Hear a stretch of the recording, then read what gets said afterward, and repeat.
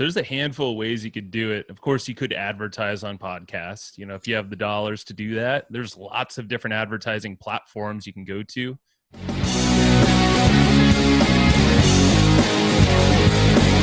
Real Estate Investing Profits presents Profit Masters with your host, world-renowned real estate coach and investor, Corey Boatwright. Now, strap in and get ready to learn elite wealth-building investment strategies taught by 6- and 7-figure house flipping masters as they reveal their best real estate investing profit secrets to you right now. What is going on, my potty people?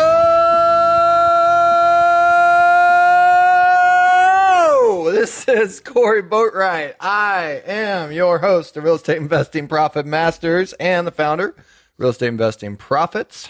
Hope you're having a phenomenal, fun, productive day. We have got something different going on today, and I'm really pumped about going through this with you. And this interview has a lot of gold nuggets. You're going to definitely want to check out the show notes. There's a lot of links and there's a lot of resources that you'll definitely find very, very valuable. So what we're going to be talking about today is maximum exposure with podcasting and getting internet traffic.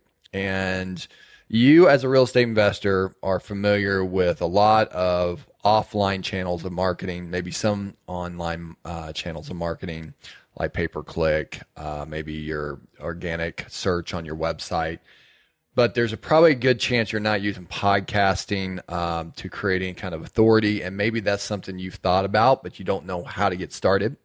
And we really do a deep dive today with some of the experts on this topic. Matt Wolfe and Joe Fier with Hustle and Flowchart Podcast they just got back from Fest. One of the two of the keynote speakers there that just are becoming the authority more in this space, and it's because you'll hear in the interview they are such big givers. They are such huge servants to help and provide a massive amount of value, and the one that provides the most value is going to win in this business, certainly in this day and age with social media being such a big factor these days for business and other things. So this is a way that you can share your message, and I'm excited to go into the resources, what they're using, how to get started, some of the equipment that they're using, some of the practical ways that you could use this for finding buyers, finding sellers. There is some great things that are discussed. We also go through our regular questions on their favorite book and their motivation quotes or mobile apps. Great people. You're going to love it. So get ready, because you're getting ready to have a just dose of value like a fire hose down your throat. It's awesome. So if you haven't already, text the word profit to 38470, the word profit 38470. You should do it, and you can download the Down and Dirty Ultimate Real Estate Investing Quick Start Guide. This guide has been downloaded tens of thousands of times. It's an awesome quick start way. Some of the best tips in this PDF, very quick read, and a lot of value, so we have heard. And also, if you're interested in real estate investing coaching, in 2019, we're now in the first quarter of that. We are starting to look at taking on a few more clients. As you know, I do cap these clients off. So if these spots off, so if you are interested, go to coryscoaching.com, CORYS coaching.com, and apply there and see if we're a good fit. All right. This is going to be a lot of notes that you can take, so I hope you're really going to enjoy it. I enjoyed it. And without any further ado, Mr. Matt Wolfe and Joe Fier. What is going on? I am excited to have Joe Fier and Matt Wolfe, the podcasting experts, also just traffic giants out there just taking over. Guys, you out there? Yeah, man. Thanks for having us, Corey. Yeah, looking forward to chatting. I like the Where's Waldo shirt that you got rocking right now, Matt. That's all Matt. It's all nobody will miss me. But He needs a red hat and it'll top it all off. I could do some branding for us. Yeah. Boom. I love it. There you go. That's great. We just started. Hey, well, thanks for taking the time to be on here. It's interesting because my podcast is about real estate investing. I get a lot of the real estate investors on here, and I know that's something that we just discussed on your podcast. Thank you for having me on there. And one of the things that we kind of talked about there too is real estate investing and how powerful that's been. And I know that's something that you both are looking into, and I'm excited that we're kind of working on angles for that together. But what you have really been able to do is really capitalize on maximum exposure, and specifically with podcasting. In fact, I think you just got back from PodFest. Is that right? Yep. PodFest event. Yep. Where some of the biggest and best, brightest minds for podcasting were there. So you get a network, kind of like a brain trust of them. And I know that you're just crushing it right now with podcasting. And one of the angles that would be, I think, interesting is not only do we have a podcast, and I've been able to really meet some incredible people from the podcasting. Not only that, people that have wanted to do coaching have come in from the podcasting, and also deals. People that have different deals, they submit just from hearing on the podcast.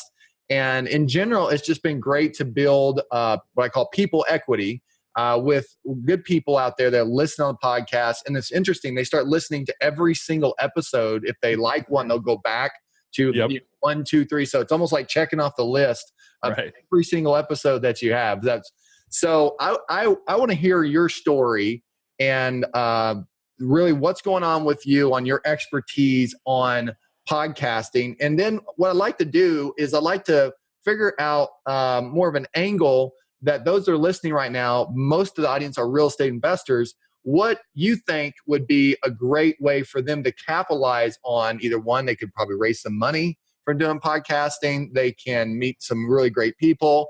They may be able to also get some really great deals, creating an authority space in the podcasting world. But most people don't really even know much about it. They don't know how to do it. So I'd like to break it down if you're okay with it. So let's talk about podcasting and how that's your expertise and how it's been just crushing for you. Yeah, man. Now, so to keep it simple without going too crazy on our story, we've been doing this for about 12 years or so, online marketing. So we're marketers first. We've experimented with all sorts of stuff. Started podcasting originally in 2010 and didn't stick with it. But then the last, 2.5 years or so, we've had the Hustle and Flowchart Podcast, which is, it's angled at entrepreneurs, small business owners, online business owners mainly. But everyone could get a little something from there. But yeah, now that we've stuck with it, for about 2.5 years, going on 3, and 160 shows or so, something more or less. Wow. Met a lot of people, and the thing's getting traction now. It takes some time. Yeah. But over the years, we've experimented with so many things, and this podcasting channel, this medium is, currently it's still in its infancy, even though it's been around for over 10 years or so. But right now it's finally getting that exposure. It's getting that snowball effect going. Right. And like we were talking prior to this at that PodFest Expo, we saw the dollars coming in too, in terms of sponsorships. There's massive companies and radios moving their money now into podcasting. So you think that medium for podcasting is starting to kind of dip into the television world? Like more people are starting 100%. To listen to more podcasts and not even watch TV as much? I would say a good example is that it was on SNL, Saturday Night Live. They did a skit on podcasting. So it's like, if it's there, it's starting to be mainstream now. There was a whole sitcom called, it was Zach Braff. With Zach Braff. It was based on the startup podcast, Alex Inc. It was called Alex Inc. It was an entire mini series about a podcaster.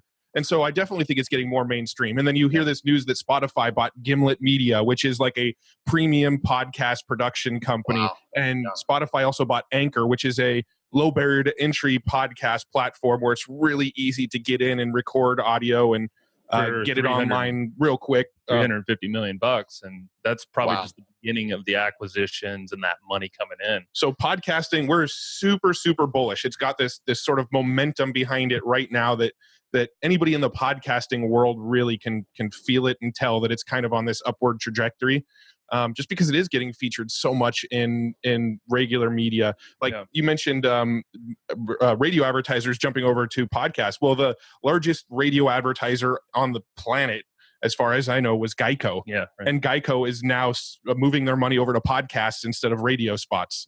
Why do you think it is? Do you think it's because the noise is cut out? I mean, when you're listening to podcasting, for the most part, you're dialed in, right? Right. What do you think is the big draw? What's the success that's coming from a podcast versus radio? I mean, there's a few things. One, it's completely uncensored, right? So you've got big guys like Conan O'Brien and Joe Rogan and Dax Shepard and some of these really big name celebrities going into podcasting, and they could cuss on the show. They could talk about whatever they want. They could talk about behind the scenes. They could talk about what other actors that they know that are jerks. It's completely uncensored, and they've never had this sort of like open venue to talk about whatever the heck they want on TV or radio, because there's, they're feeding their sponsors, and they could get kicked off the air if they say something that goes against a sponsor. And with podcasting, they don't have that. So that's one. Creative the other control. Got it. is there's no limits as far as like length, right? Joe Rogan routinely does 3-hour podcasts. Tim Ferriss routinely does 2.5 hour podcasts. There's no limit. You can actually get in and deep dive with somebody and just go deeper and deeper and deeper with people that you haven't really had a chance to on any other medium. So, I mean, those are a couple reasons I feel like it's taking off. I'm sure those are just scratching the surface. Yeah. But those are two of the big reasons I started getting into podcasts 10 years ago. Okay. And what do you think because you're now also thinking about real estate investing. And so for many listening right now, they're in that world. They're investing in real estate, and they're asking, what can I do with podcasting as a great advertising medium? How can it serve me, right? How can I get buyers from it, from sellers from it, relationships?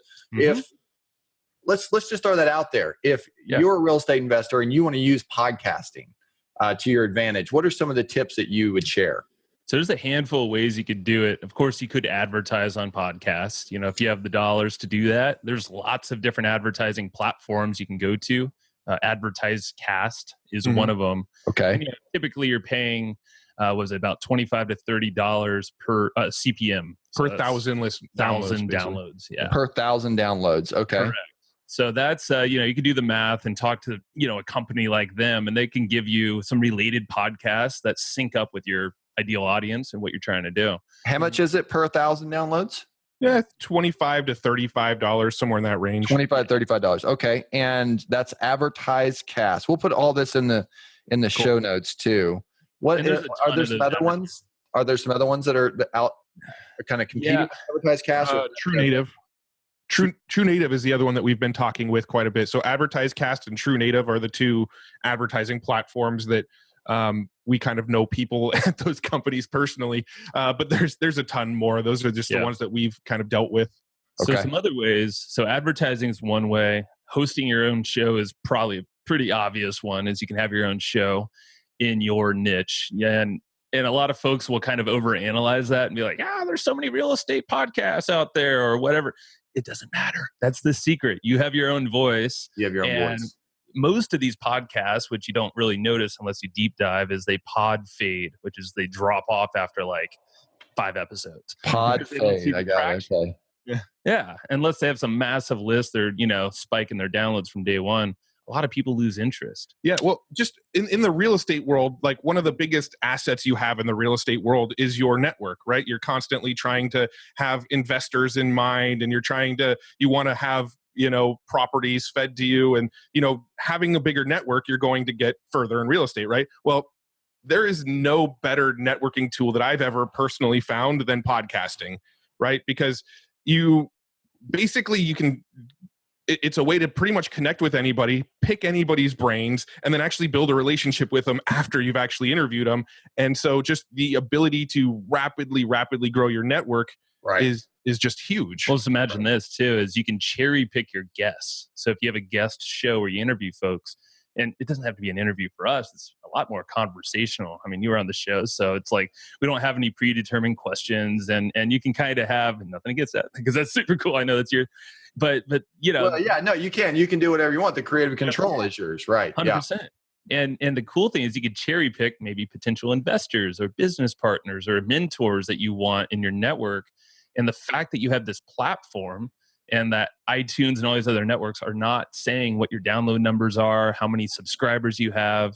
It does say your ratings and reviews. That's fine.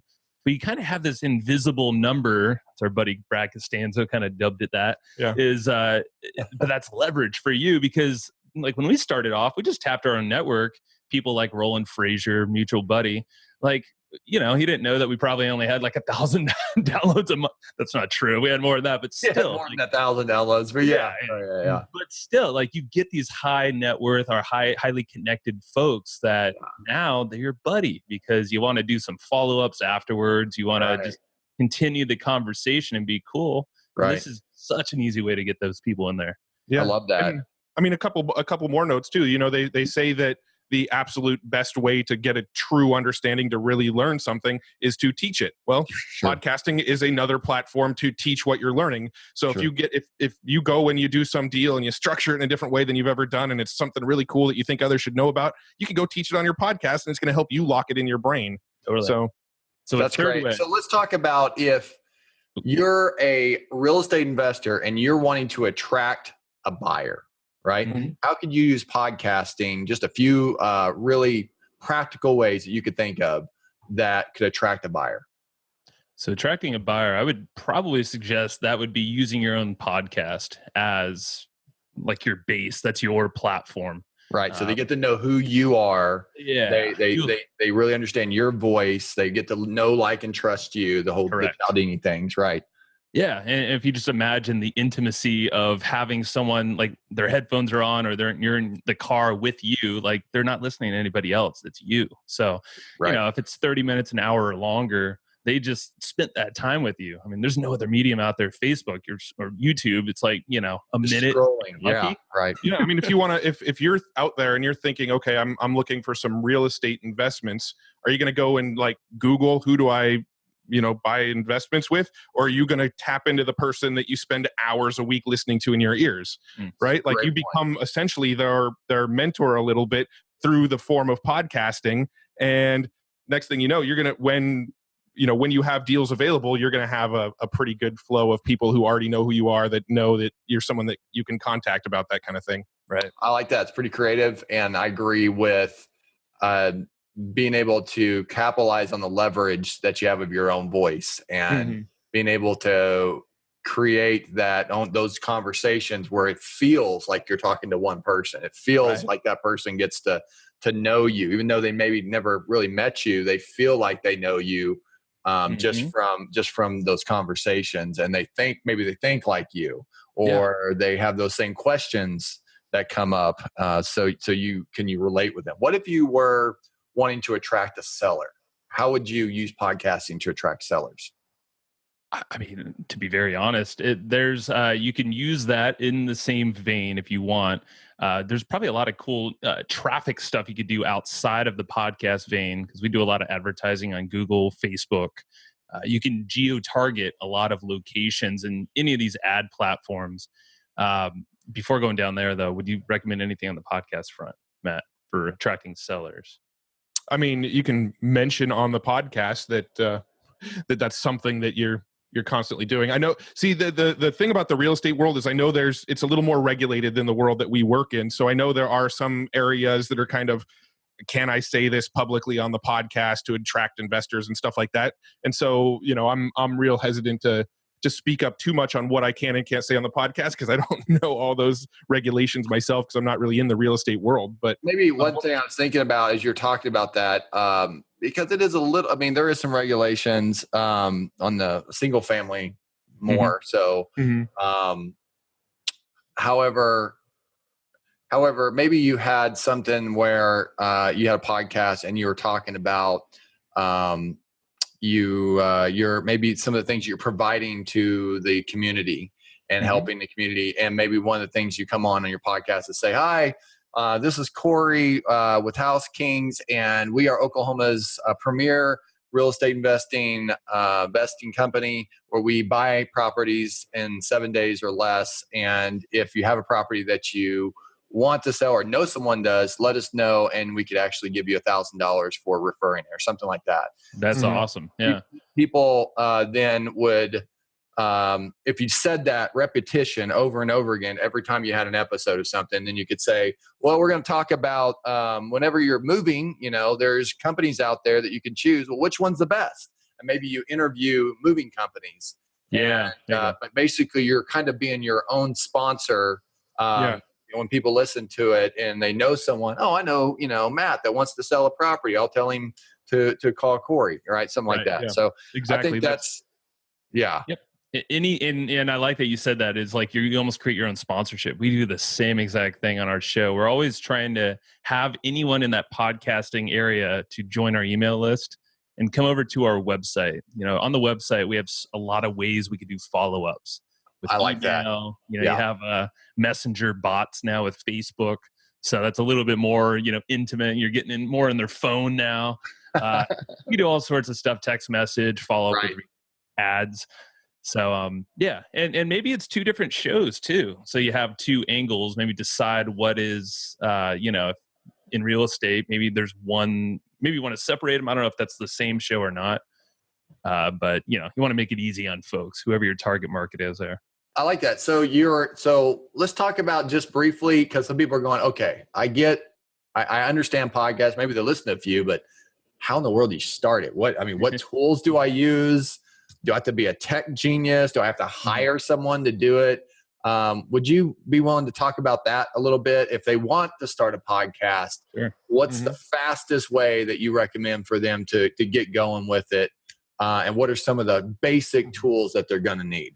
So the fastest way, hire somebody to do it all for you. But True. I mean, that's honestly what we do. We, with our podcast, we literally show up on recording day. We record our audio, we put it in a Dropbox, and then nothing. We don't do anything else on the podcast after that. That's the end of our story. But let's break that down a little bit more. But I do know the process because we did do it ourselves for a very long time. So we record using Zoom, which is actually what we're recording this on right now. So all of our recordings happen over Zoom, and that's free, for doing stuff like this. Yeah. So we use Zoom to record. We actually use ScreenFlow to edit, which is not even an audio editing software, but it's really simple to use. It's a Mac app. I think Camtasia is the PC equivalent. We just record, we just edit in that tool, and then we upload the files to a platform called Libsyn, which is our audio hosting platform. And then similar to like hosting a website, podcasts have their own host as well. Right. Yep. Right. And then Libsyn gives you a little embed code, so you can embed a little audio player on your website. And we just have a WordPress blog, so every time a new episode goes live, one of our VAs takes a little embed code from Libsyn, pastes it on our blog, and then writes up some notes about that episode. And I mean, that's like the simplest explanation, but I can definitely dive deeper. How do you get into the world of the iTunes world? And and I know this. I'm asking to kind of share that. How do you communicate that on getting it on iTunes? So if you go to a place called Podcast Connect, I think it's podcastconnect.itunes.com or something like that. But if you Google Podcast Connect, you'll find it. That's where you actually go and set up your actual podcast. You can actually submit RSS feeds in there. iTunes just recently, this is within the last 6 months, allows you to log into Podcast Connect and see how many listens you're getting, how far people listen into the episodes. You can actually go in there and like update your RSS feed and your podcast image and stuff like that. So they've fairly recently started building out their internal podcasting platform. On analytics. Yeah, that's really interesting. That's fairly new. When did that come out? Within the last 6 months or so, I'd say. Wow, yeah. That's powerful. Wow. And here's the thing with podcasting. I know you know this, Corey, but like it's still archaic compared to a lot of the marketing online. Folks are listening and they do a lot of advertising or whatever it is online. Podcast still leaves a lot to be desired, but it's getting better. And that's why we're so bullish, because it is growing and it's still, it's such an infancy stage here. I was going to say with the microphone, a lot of people will get held up on like, I need the best microphone or just tech in general, right? Yeah. Yeah. I mean, there's a lot of people that will just use the headphones from their iPhones. That's not great, but hey, it works. A Blue Yeti microphone's another option. That's about $100 or so, maybe a little less. Right. So, I mean, I would recommend start off like that. You don't need anything super fancy. What we use are $100 microphones. Yeah, these are $100 mics each. Sure SM58s are what we use, along with Right. a little Zoom H5. Being a musician, I know that these are the Shure 58s would go inside when you're micing the drums. Yeah. Yeah. Wait, were you a drummer? Is that what it is? Or- I was a guitar player, Okay. but I could play drums. I also have this Same, HAL yeah. PR40 right here that I never use. Yeah, right. That's an expensive boy right there. That's a $400 mic. This is a $100 mic. We actually record our podcast with the $100 mic. That's how that works. So you don't need to get fancy. I think a lot of people overcomplicate starting, and just we have some resources too. We can probably link over to a blog post. Let's do that. We'll drop some links into the show notes here, and that'd be great. And that way, we can give some more value. That's great. So Zoom. .us, ScreenFlow for editing, Libsyn, or Camtasia. or Camtasia, Libsyn, and then iTunes for the Podcast Connect. Yep. Yeah, and there's, I mean, you got to think like there's a whole bunch of ways to distribute your podcast. So inside of the hosting, typically, there's a lot of options there. Like Spotify is another growing one, with this big acquisition that happened. From what I actually understand, TuneIn is the largest play. I think it's TuneIn. It's either TuneIn or iHeartRadio, but one of those two platforms is actually the largest podcast listening platform, I think, bigger than iTunes. I was just reading something about it, I think, today in Pod News, but cool. Yeah. There's a lot of other platforms other than iTunes. iTunes isn't necessarily the holy grail. It's just kind of the one that people think about the most when they think of podcasts. Right. And we should probably just like a 10,000 foot view of podcasting. Essentially, so some people may not even really even understand it, but basically you can find different shows, different niche topics, usually from, like you said, from the creator themselves, that's raw and real, that you can listen to their own voice and their own commentary of different things and different thoughts. And you can access that. You can do it through iTunes. You can do it through Google Play. Yeah, that has one. You can do it through Spotify. Mm-hmm. Yeah, and there's so many networks. That's the thing with podcasting; it's very fragmented. Right. So you need these distributions centers basically through your hosting or however you set it up. I mean, you can go to Alexa. With Amazon, that's a huge. We turned that on at the beginning of the year and it almost doubled our downloads, just under, but immediately, and we're like, holy crap! Just on Alexa. Yeah. Alexa and Amazon. I was like, okay, we totally didn't know about that. And you just started submitting your feed through there because before it wasn't being syndicated through there, or wasn't going through there. Yeah, we found a platform called GoVocal.ai. I remember I told you about that, and you actually had another resource that does something similar as well. I can't remember the name, but we use GoVocal.ai, and that feeds it into Alexa so that our podcast could be in somebody's news briefing. Alexa has a feature where you can say, hey, Alexa, what's my news briefing? Mm-hmm. And you can load up some apps on the news briefing and it'll read you a bunch of the news briefings. Well, our podcast is one of those things you can do as your news briefing now. That opened up a lot of downloads. That's really cool. So I can say, hey, Alexa, listen to Hustle and Flow. That's right. If you go to Flowchart, if you say, hey, Alexa, play Hustle and Flowchart, it will find our podcast and start playing it. Yeah. Yep. Yeah, I gotta say Flowchart because some other episodes might be similar. Exactly. Yeah, you might say Hustle and Flow and get the movie rappers and whatnot. No, not that. Fun, but So, are these tools expensive? I mean, are you paying a pretty the monthly charges, one-time fees? Can you give an idea of what it costs on a budget to run a podcast successfully? Right. So I believe with Zoom, it's free. I don't think we have an upgraded version of Zoom, but it's because we run webinars on Zoom as well. Right. But I think what we're doing right now, you can do for free with Zoom. Mm-hmm. Yep. ScreenFlow, I think is like a one-time fee of like $100 or something. About 100-ish. And I think Camtasia is about the same. Yeah. Libsyn costs. What's that? So Libsyn, it's a sliding scale depending on how much you release. Right. I think we pay like $40 a month for Libsyn, but if you're only releasing if you release one episode a week, I think you can get away with like a $20 a month plan. Right. We had to upgrade it because we do 2 episodes a week. What else involved? I mean, we pay VAs to basically do all of our podcast stuff for us. Our guys hourly at what? $15 an hour. He writes all of our show notes. I mean, that's the cool thing is, and there's so many templates. We're actually working on kind of this because this is the most common question. And it's like, how do I get started? what's the process? Because we have this process so dialed in with SOPs and templates where, like Matt said, we show up, we record, throw it in Dropbox, and it goes live on the day it goes live twice a week. It's great. It's super cool. I mean, we'll routinely be at conferences and people will come up to us and be like, "Hey, I heard the new episode that came out today," and we're like, What episode came out today? I don't even know. Which one is that? Oh yeah. So the frequency 2 a week, 1 a week. What do you recommend for that? Probably 1 a week. I would say, if you're first starting a podcast, quite honestly, I would say do 2 a month. Do 1 every other week just to start. Because if you're trying to push too hard right in the beginning, you're probably going to struggle a little bit. Overwhelmed a little bit. You might get overwhelmed. So I would start slow. And if you really like it, then up it to once a week. The reason we upped it to twice a week was we just had too many people wanting to book to be on our podcast, and we wanted them all, right? Like everybody who came to us and said, "Hey, I'd love to be on your podcast." We're like, "Cool. We love talking to everybody." So we wanted to get more people through our show. We got to a point where people were booking to be on our show, and we were recording 6 months before the episode was going live because we were releasing them once a week. And so we had to up the frequency just because of the volume of episodes that we wanted to make. Would you ever move to 1 a day? Well, actually, you wanted to 1 a day. What was the question? Sorry. Would we move to 1 a day?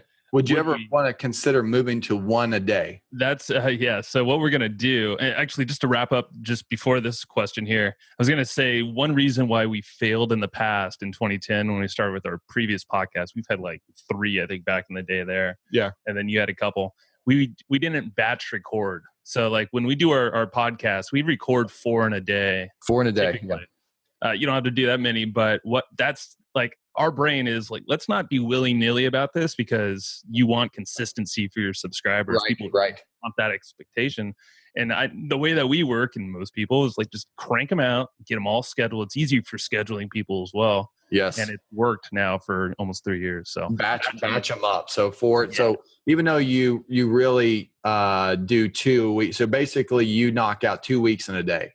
Correct. Yep. Yeah. That's exactly what we do. And we're doing that tomorrow. So we record 2 days a month, 4 episodes twice a month. Yep. So really Joe and I personally put 2 days a month of focus on the podcast, and that's it. Right. So theoretically, then if you're going to do once a day, you could have a VA go in and cut up some of those pieces of the existing ones, and then you don't even have to show up because it's already just took the words out of my mouth.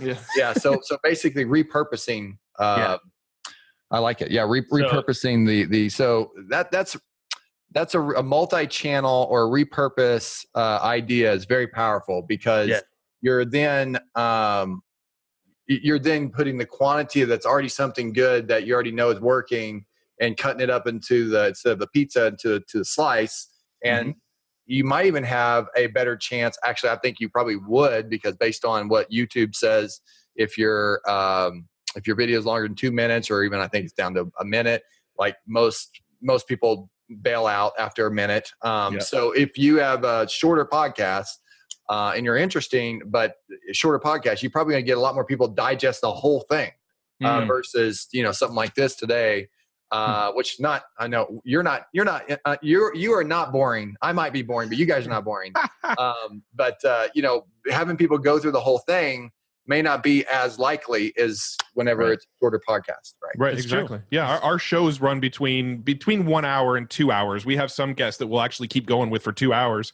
Right. And so a lot of people just don't want to sit around and listen to that length of content. So our new show, Hustle and Flow Shorts, as opposed to Hustle and Flowchart, is going to be about 10-minute clips of just like, here's a golden nugget from this episode. And then we're still going to like give our guest credit and mention their link so that our guests are getting that benefit of being on 2 shows, essentially. I love that. And are you going to do that daily? Yeah, 5 days a week. I love it, man. It's literally taking those long ones, and each one could probably get chunked out into like 3 to 4 episodes. And you don't have to do anything. You're literally, it's already done. Zero. We hired a team member to. I love it. We hired a team member to go through it. He actually even records the intros and kind of sets up the clip and everything for us. So we literally added 0 workload, but we added another revenue stream and another traffic source. So the tool we're using for that, just so you have this, is called Descript. Descript. Yeah, I'm not sure how to spell it, but if you Google it, type in something like video editor, maybe after that, you'll see it on there. And that thing, literally, you can upload audio, a video, whatever it might be. and it transcribes it, using AI, artificial technology, and our intelligence. And then from there, you can edit based off the words. So if you have like an hour-long podcast, you can be like, oh, well, Corey said something about real estate here. Type up that term. Boom. There's a start of the clip, end clip, export. Yeah. So just for like an example, if cool. let's say you say something on our podcast and we're like, oh, let's edit that little clip out. I can go find the text in the transcript, delete that text, and it'll actually delete that clip of the audio. That's cool, man. That's all the workflow. No, that's great. Descript. And is that a monthly tool? It is. I think there's a free, quota. You can get a certain amount of minutes done or something like that, but it's cheap. Yeah. It's worth it to save your time. Yeah. And then you get 100 of those at like $5 a month. That's what I'm talking about. And here's the thing with the daily shows, or in the more frequency, you're going to get more listeners. So it grows a lot quicker. And so if you can set up a system, it's all about systems. If you don't have a system with anything, but podcasting as well, thing's probably going to fail, or it's going to be a stressor in your life where you're just like, I hate this, it does not work. But set up all these little, Well, if you're thinking of that CPM model of, let's say we're going back to sponsorships and stuff, and somebody's paying you, $30 per 1,000 downloads, well, you can actually have a lot less subscribers with a daily show to get to your 1,000 downloads. Sure. You have a higher frequency of shows. So the math works out that with essentially 1/5 of the subscribers, we can get the same download numbers as our existing show. True. So it's going to be interesting to see what is the most important metric. Is consumption going to be the most important metric? Is engagement?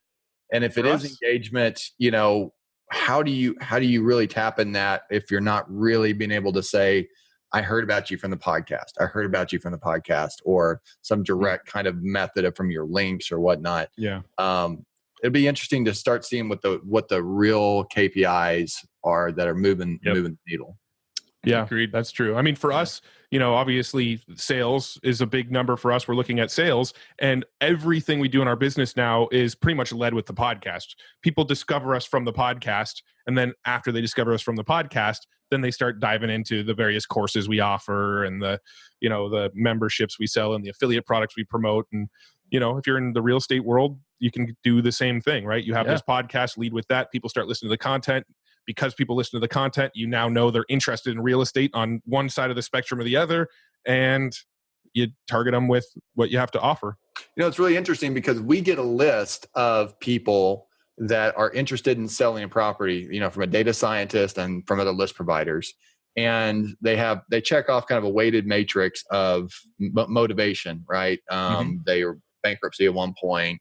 They're behind on taxes, and they start getting higher and higher. The more motivation, the more things that stack up, the likely that person is wanting to sell quickly. Right. So it'd be interesting to be able to, because you now can upload that list into Facebook, right, and then create a custom audience from that. And then what if you were targeting those people with your podcast? Totally could. Basically, the local the local real estate guy or whatever, that now they're listening and saying, you're just showing up on there, just giving helpful tips and helpful things, just adding value. Then saying, by the way, if you do want to sell your property, we are ready to buy it, whether it has cockroaches falling out of the ceiling or, something funny. And then you're kind of being more brandable. Sure. You could take your podcast, target it to them. Now, I know one other thing that you guys are multi-talented, but one thing that you're also focusing, putting emphasis on outside of just podcasting is traffic in general. Can we speak to that just a little bit? Then I want to ask you some questions that our listeners are always wanting to know, like some of your favorite books and motivational quotes and things like that. But can you talk about some of the traffic generating methods that have been working really well for you? Pay-per-clicks, Sure. Yeah. So the way we look at traffic a little different than a lot of folks will teach it, or you might see out there, is we try to have this kind of platform approach where we're going to leverage platforms, but they're going to kind of work together. So a lot of our traffic will start from the podcast. That's more the organic play. And that's the trust building phase. But actually we do some pretty cool stuff on Google Ads. So if we're talking about cold traffic that enters our ecosystem meaning our website, something that we have control over and can follow up with you, some mechanism in there. Yeah. Google Ads, you could get really focused in on specific keywords, location. You could geofence things to make sure you're targeting a location if you need to. And so let's say Oklahoma City. So sell fast Oklahoma City, something like that. Yeah, exactly. Right. So I don't know if you want to describe, if you can, the feeder campaign. I don't know if that's even possible. That might be getting a little too technical, but essentially what we're doing is with Google Ads, we're casting a wide net with a really broad keyword. And then we're letting Google actually tell us what people are clicking on. So let's say we read a broad net to like real estate San Diego, and anybody who looks for that keyword with anything around it. So best real estate in San Diego, or with those keywords in it, but anything also in that search, Google will tell us what people have searched for and what people have clicked on. And we can actually sort of use Google's own algorithms to figure out what keywords are real high dollar value keywords in Google using their own sort of keyword research tools. And then we create content around those keywords that we find that Google tells us about. So the idea there is that you're going after these keywords that are not obvious. They're usually way more inexpensive. They're a lot more targeted to what your avatar is actually searching for and clicking. So then you can not only run ads using those keywords that are very paired up with whatever you're trying to get done, but you can start creating content, maybe a podcast episode, a blog post, a YouTube video around that keyword because it has traction. And, most likely there's probably not many competitors or any there at all. So you're kind of just all alone. If you see some movement, you're like, okay, well, I'm going to leverage that thing. So long tail keyword, maybe an example would be, 3 or 4 words versus just one keyword. We like a keyword phrase. Often they get roped into the same thing, keyword phrase. So there's less people in the keyword phrase because it's more, more specific and niche. But if you found something and it was a keyword phrase, and then you made a video specifically dedicated to that keyword, for example, if it was sell fast in Oklahoma City today, maybe you do a video and you talk about selling fast for your property today in Oklahoma City, and it's all focused on that. Yeah, that's pretty cool. Also, whenever you're recording the video, my understanding is with some of those, with the new AI and with some of the robots that are kind of doing the phonetic stuff out there, that you're also, whenever you upload the audio, those words that you've said on the audio have also been now, I'm not sure, but they're going to be, they're going to be indexed, indexed by Google and even I guess YouTube, which owns Google. Or Google owns YouTube. So that also is important too. And then naming the file, whatever you upload, the actual name of the keyword, that's also going to be important. Is that accurate? That is, as far as we know. Yeah, we're not the biggest on YouTube, but yeah, we've heard exactly the keyword in the title. That's a big thing that's been around for years. Yeah, I mean, SEO is a big part of our strategy. Just Google, not YouTube SEO. We haven't done a ton in YouTube, but SEO they all play together. They play together. Yeah. If you find keywords that work really well as a CPC pay-per-click model, those keywords are probably going to do just as well if you rank them in SEO. So, we actually use PPC to find out what keywords are going to be our money keywords that get a lot of conversions. Once we find those, then we're going to go and actually put some focus on SEO around those same keywords, try to get it organic so that we're not spending as much on PPC because we're going to get more clicks organically. Yep. And that's part of our Google strategy. And then with Facebook, it's really a pure retargeting strategy. So people come to our site because of this Google strategy, either through SEO or PPC. Once they've landed on our site, now we're going to retarget them on Facebook. We're going to retarget them on Google Display Network. We do a little bit of retargeting on YouTube. We've done some retargeting on Taboola. We basically find ways to get in front of everybody everywhere through retargeting, because retargeting is cheap and you're going to be your hottest leads because they've viewed your content and they've already shown interest. There's a tool called TubeBuddy that I know our teams use that's had a lot of success on really understanding the video views, like on YouTube, and keywords that are used. Yeah. That have high ranking that you can kind of spy, if you will, on others. So often we think about being innovative whenever you should just copy and steal in a sense of was it Michelangelo said, copying is for amateurs, stealing is for experts or whatever, something like that. Artists, great artists steal. So, meaning that you should not, success leaves clues, right? So you go out there and you think you're going to be a long ranger, and you may, but you probably are going to fail so many more times than necessary versus just finding something that already works, finding a system, a system like you guys have. I know you actually sell a system. We'll put a link for people that are interested in that at the end, and you can talk about that. But I think it's just super smart to be able to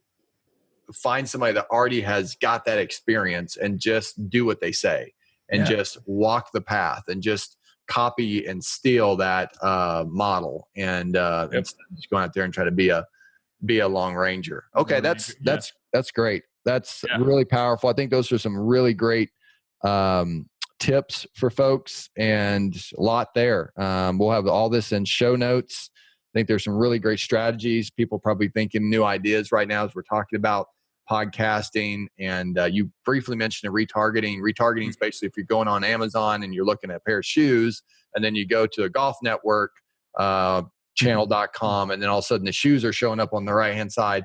They're tracking you, right? Well, it's because they put a pixel and they're tracking you. And that's what we're talking about, retargeting. You can do the same thing. You can upload your ads, you can upload things, and it can track people by putting a pixel into their browser. And that's a very, very effective way of advertising. And don't worry, it's not creepy or anything like that. We get no information from these folks. It's just targeted ads that people we don't know who engaging with. Yeah, if you're seeing our ads, we don't know who you are. Yeah, so just wanted to put that disclaimer out there. Yeah, we don't know who you are yet. So what's a really great lesson that you guys learned to get you where you are today? How can you inspire someone listening right now? Let's see here. So I think a lesson for us, I don't know if you would, I can just throw this out, is really if you're partnered up with someone or anybody on your team, is really to understand how they work.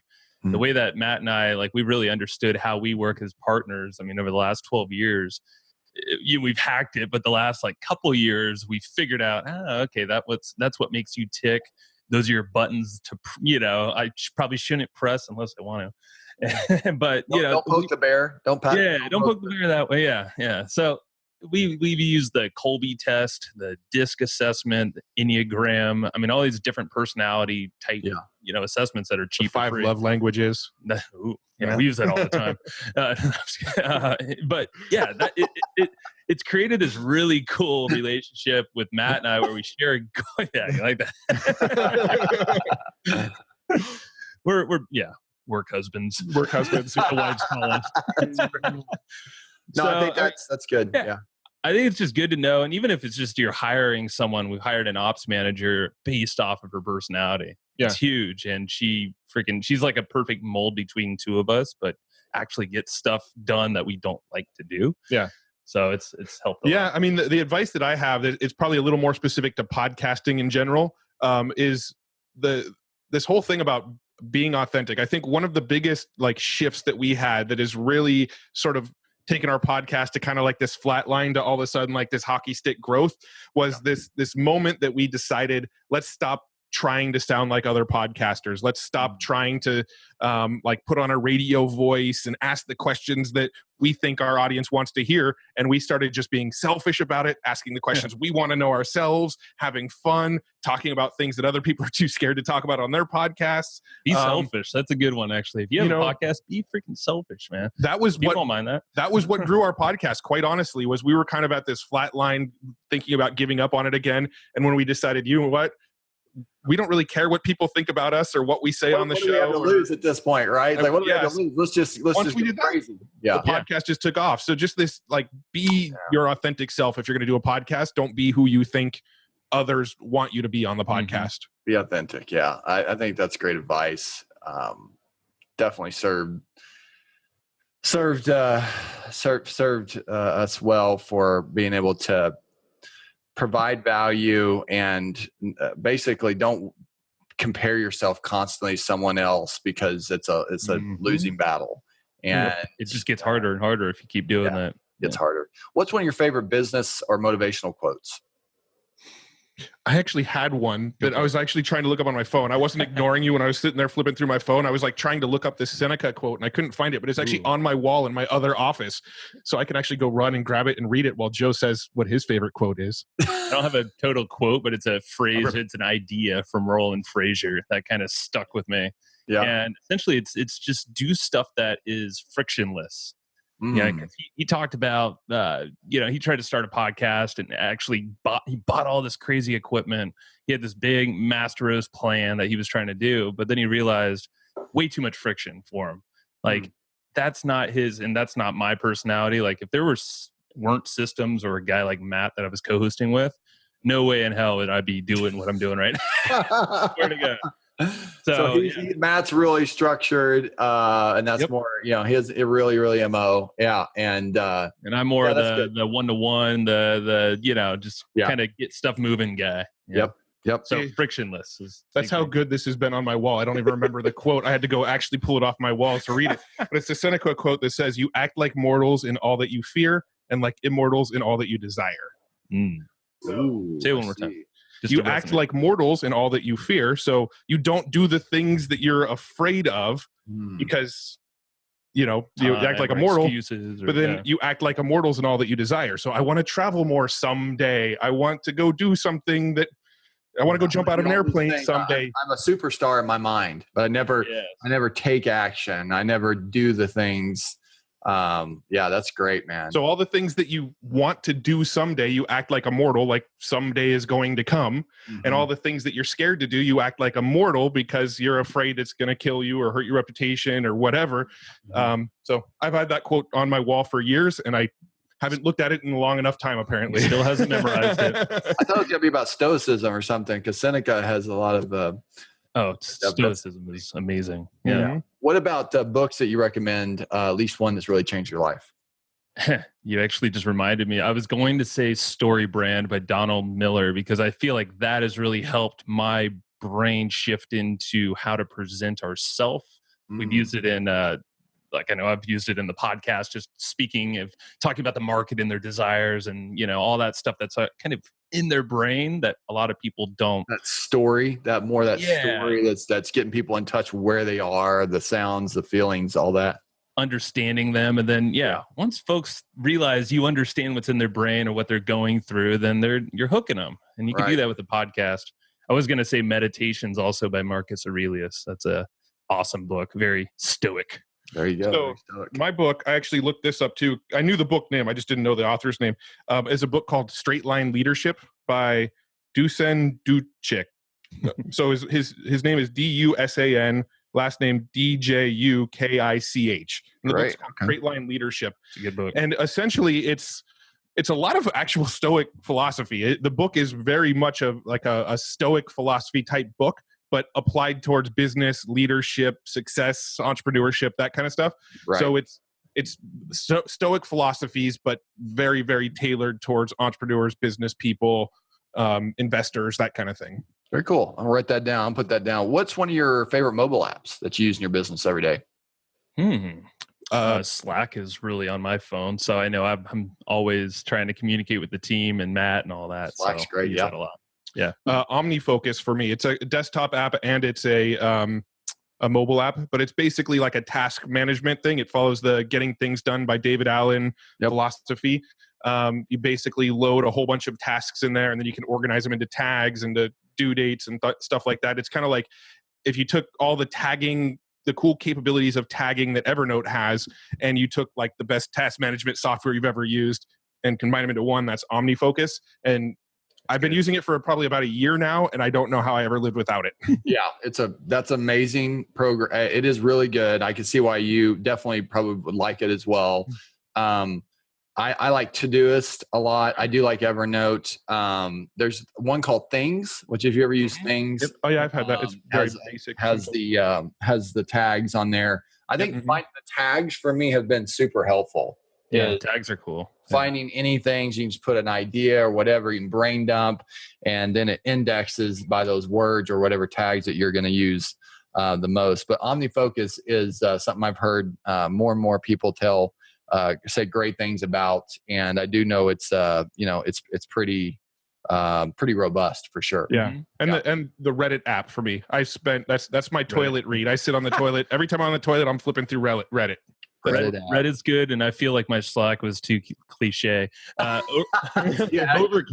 Overcast is an awesome app for podcasts. That's good. I like Cast, believe it or not. I like just Cast for podcasting. It's because of the browser.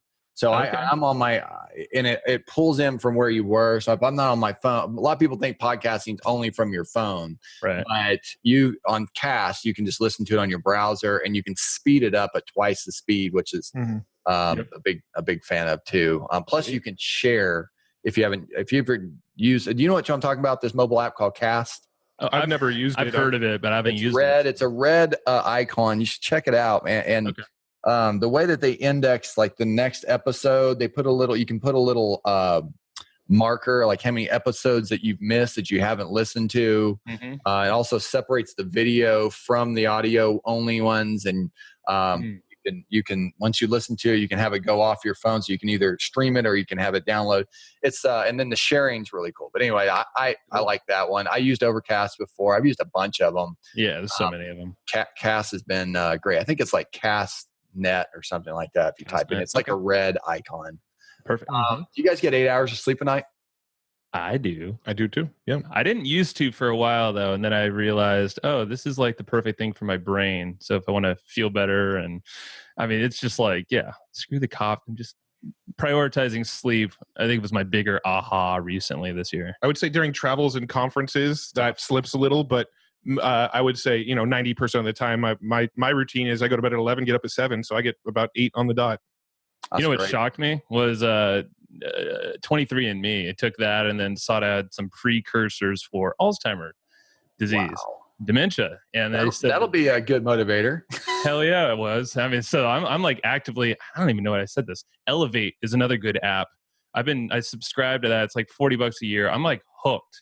Like since I just got it last week, but like that is a brain training app. It helps you communicate better, read better, math even. It's just thinking on the fly and then communicating best. Helps you math better. Yeah, see, I haven't completed the app completely yet. But Elevate's amazing, man. And I just realized after that 23andMe, I was like, shit, I got to sleep. I got to train my brain more and, hydrate more. All that stuff is just going to feed the brain. Feed the brain. What about your morning routine? Do you have one?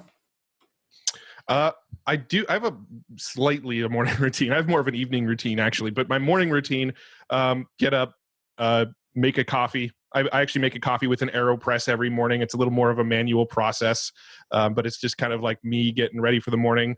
My version of reading the morning paper with my coffee is I read 2 email newsletters. I read a newsletter called The Morning Brew, which is just like a daily update of what's going on around the world, just like a quick hit of what's news around the world today. And then an email called Pod News, which is a same concept, just what's going on in the podcasting world. And I drink my coffee while reading those. And that's kind of my morning routine. That's about it. Wow. Okay. So instead of the kind of like the new newspaper is the Morning Brew and the Pod News. Yep, that's it for me. And I'll drink my coffee while reading those, and that's about it. And then in the evening, I have a little more of a routine every day around. Well, my kids go down to bed at about 7:30 to 8. So after the kids go down to bed, I go and put on my headphones and I go walk my dog for about 45 minutes. That's pretty much the only time I listen to podcasts is every night when I'm out walking the dog. Go walk the dog, come back, take a shower. And usually I'll journal a little bit before bed, and usually we'll watch like maybe one show, maybe 2 shows. Like if I get done with my shower real quick, we might get in 2 shows, but usually we'll watch 1 show and then go to bed. Netflix? Yeah, usually like a Netflix or a Hulu show or HBO. We don't have cable anymore, so whatever we can find on demand that's cool at the time. Interesting. I'm very similar. Yeah, I read the same stuff in the morning. Bulletproof coffee, the butter coffee. I use the whole blender and all that stuff, Vitamix. But I would say in the morning, I always take the shower, and it's kind of like this meditative time. And I don't know if you're familiar with EFT or tapping. Yeah. Havenings and other similar type of technique. Yep. I do that and try to get through, go ahead. No, I think that's really interesting that you get into the tapping, the nuances.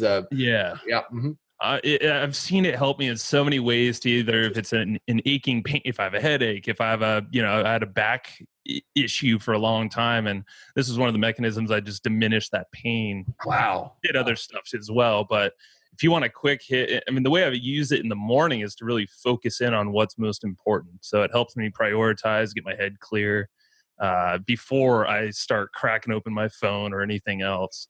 It's fresh slate. So after that 8 hours, that's what I typically do. Yeah. Do you use like any kind of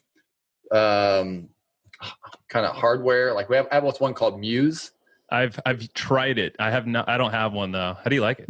I do like it. I don't use it quite as frequently. But when I do use it, I do like it a lot. It has been, it's just been, first off, for those that are listening on the EFT, I think it's like emotional freedom technique, something like that. Yep. Where it's like there's any kind of physical pain, or I think it's even emotional. Mm-hmm. It's referred to like as a psychological like acupressure. Right. Yeah, you're hitting these specific points around, and you're kind of repeating phrases. I like to kind of go through this whole thing that is like, all right, well, I might have screwed up something, or maybe I didn't complete my task list or prioritize. It's kind of a typical one for me. Not completing it, but prioritizing correctly. It's like, okay, cool. Well, let's, say that. All right, so what? So you don't make it a big deal. This is while I'm tapping. I'm kind of like saying this in my head or out loud. Yep. And then you end it with a phrase like, what if I just try this? What if I prioritize this thing? Right. And you do that a handful of times, 5 minutes or so. Then, I get out of the shower. I'm like, let's crush this. Let's do this. I'm focused. I feel great. I'm energized. And, yesterday's failures or whatever happened it's yesterday. It doesn't matter. Yeah. One thing I say in the shower every day is my worst day is someone else's paradise. My worst day is someone else's paradise. And that really sets the tone for everything for the day. I like that. And it is, and I do the tapping as well, not as much on a consistent basis. But the powerful thing about the tapping is that you can actually, it's kind of tapping into the balance of energy that you naturally have. And I believe, like, 100%. Just with your relationship with God and your prayer and your meditation, this is a great time to do this. So one of the things that I do in the sauna is this is a good time to do any kind of the EFT. Sometimes you'll breathe out, so you can actually push out, and then when you're counting, and then when you're coming in, you can clap coming into your breath coming into you. So there's just really interesting things that you can do that basically is giving you more control of that quote energy that's going on in your body, because it's constantly this sense of chaos whenever you're an entrepreneur. There's just this constant overwhelm of things going on, because essentially you have to become a machine. As an entrepreneur, that's really what you do. You become a machine. You don't have a machine, you become the machine. Mm-hmm. And that is a very difficult thing for a lot of people to do, especially with different personality types. And so to train yourself to do some of that, the EFT is pretty helpful. That's pretty interesting. I didn't know you do that. Yeah, man. Well, I'm starting to talk about the sauna is my next to do, like this brain thing. That was another thing. And also breathing techniques, Wim Hof breathing, stuff like that. Yeah. Anything where you can control that breath, dude, you can like completely change your mindset and your chemistry, however you're feeling within like a minute. It's crazy. I used to only be able to breathe in like, it was like 7 seconds, 5 or 7 seconds. Now I can breathe in almost, I think it's close to 20 seconds, which is a long breath. Yeah. And holding it for another 2 or 3 seconds, and then breathing out another 15 seconds. Yes. It's so incredibly difficult. Like, you might think that that's an easy thing to do, but it is so difficult, and it only happens from you just getting. So now I just challenged everybody. Now everybody's starting to breathe in, I bet. But you have to get into a place where you're practicing that more and more. And the point is once you're able to do that, you'll find yourself throughout the day, if something's happening, something's chaotic, right? You'll just find yourself going, Totally. You're just breathing out this stuff, this quote negative Spray it around, just bothering you. That's this weird distortion that's going on, and you're just breathing it out. And it really does help. It helps in line. It helps you focus. So, and the mantra is good. I don't do the mantra stuff as much. I just do kind of my affirmation stuff in the morning. Yeah. Whatever works for you. It doesn't matter. Yeah. What are you most grateful for? I'm grateful for just being able to do this. Like literally, it's crazy to get paid to just talk to cool people. I mean, like it's crazy, but that is like the goal of our business, is to do this more and more and to get out of the day-to-day other stuff that we have, which is so true. Yeah. I mean, we love it. Yeah, no, I mean that. I have a long list. Obviously. Yeah, there's more than that. Yeah. I've got my wife who's basically making sure the kids are being taken care of while I do this kind of stuff. I'm always grateful that my kids are healthy, and I'm ultra grateful of what we get to do. I mean, right now it's a Wednesday in the middle of the day, and we're just having a cool conversation. I mean, how much better can life get than this is our job? Right. And I think Joe's drinking a beer. Yeah, it looks like it. Roy. It's a bubbly water. I don't understand how you drink bubbly waters while talking. I'll just want to burp the whole time. And that's why I'm slowly sipping. I don't know. I saw Jay Abraham. Listening right now, they're like, I didn't know he's drinking a beer. No. It looks like one of those Yahoo drinks or something. I saw like Jay Abraham I was watching all these videos, and he always has a coffee. I noticed, like, that's a consistent thing. When he's on stage, he always has a coffee in his hand. Like, I don't know. I just noticed that. I was like, oh, that's interesting. And I always like to like fiddle around with crap. So I'm like, yeah, might as well hold. Yeah, have something. Yeah. Well, so if you had to summarize why you do what you do, like when you get up in the morning, their feet hit the ground, like, and it's go time, but there's times where it's like, just sleep in, don't do this. It's, what do you do? Like, why, what's your drive? What's that thing behind you that just is saying like, I gotta do this? So me personally, I am absolutely obsessed with learning, like just completely obsessed with learning. I listen to podcasts, I read books, I read blog posts, I interview people on podcasts. I just want to know everything about everything all the time. Like, I'm just obsessed with trying to understand how things work. Yes. And I've always been that way. When I was a little kid, I was the kid that at 5 years old, I was taking apart the VCR to try to figure out how it works. That's just how I've always been. I'm obsessed with learning. That's awesome. Yeah, you definitely are like the biggest learner I think I know. If you look at the Colby score, my fact finder was like a 10. Like, I'm the highest fact finder through the roof. I love to learn, but I like it in different formats. So I'm a lot more of the summary guy. Give it to me quick so I can kind of get enough to get going. Yeah. My big thing, my drive is to have fun in anything we do. That's why our podcast is so cool. So I've always, like, as a kid, it's always like, let's go have fun. Let's go try something new. Let's do this. So that's where I feel like our business, I don't know, every single day we're always learning something new, maybe something Matt brought to the table. And then my squirrely little brain will be like, all right, what if we try this? Like, you just gave me some ammo to like, all right, what can we do here? I know. Load you up. Yeah, load you up. That's great. You guys make a great team. Fun is a relative term because I guarantee you, Matt absolutely has a blast learning. I mean, I relate a lot with you. I mean, I love to learn, but Joe, your idea of fun is different than Matt's, right? But whenever you're having fun doing what you do, then it really isn't work.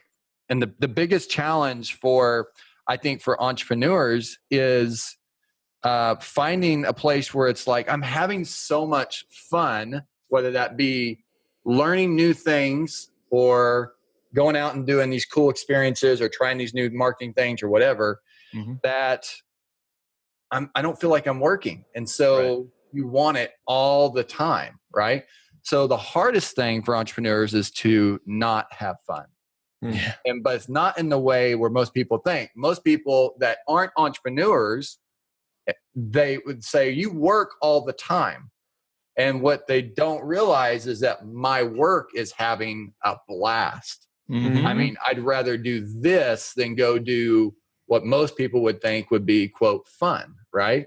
And it's really cool that you guys have taken those tests, really understand each other's MO, and understanding your, what does Dan Sullivan call it, unique ability, where you get to focus and capitalize on your strengths. And I think that it's really cool that you have the opportunity to impact people, to share your message. That's really what it is, the things you've learned, the experiences you have, and to help people, serve them, and being able to really just create not only just authority, but just being cool people, being givers. I mean, you can tell from the way you smile, the way the way you give specific things. You don't have to say those things. You have to say those links. You don't have to give that stuff out.